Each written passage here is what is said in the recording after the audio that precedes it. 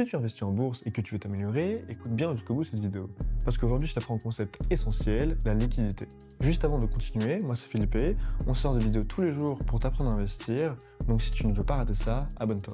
Ok, alors il faut imaginer que tu achètes une action à 50 €, puis elle monte à 60. Donc sur le papier c'est parfait, elle gagne plus de 20%. Maintenant cette action tu veux la vendre, sauf que personne ne veut l'acheter. Tu es coincé, et tu viens de découvrir ce que 99% des débutants ignorent, la liquidité. Et ça c'est dingue, parce que ton conseiller bancaire, ou alors la plupart des influenceurs sur les réseaux, ne t'en parlent jamais. Bon, après, heureusement que je suis là, et je vais tout vous expliquer. Concrètement, la liquidité c'est simple. C'est ta capacité à acheter ou vendre rapidement sans perdre d'argent. Une action liquide comme LVMH, on la vend en 2 secondes. Une petite valeur illiquide, eh bien on va attendre des jours, voire des semaines, et on va perdre 5 à 10% rien que sur le spread.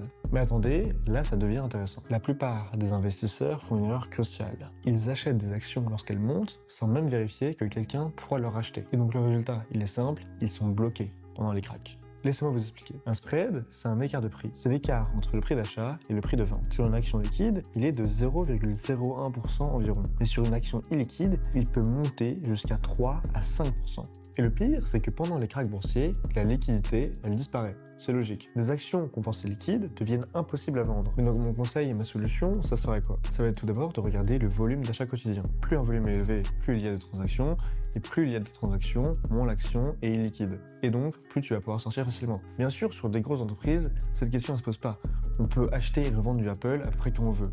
Mais sur des entreprises cotées mais beaucoup moins connues, c'est beaucoup plus dur. C'est pour ça que quand tu es débutant, reste sur des grosses capitalisations. Ne t'aventure pas sur des chemins trop risqués et reste au début en tout cas sur des actions et ETF connus qui sont beaucoup échangés chaque jour. Il faut vraiment que tu puisses sortir quand tu veux. Si tu veux plus de détails là-dessus, dis-le moi en commentaire et abonne-toi.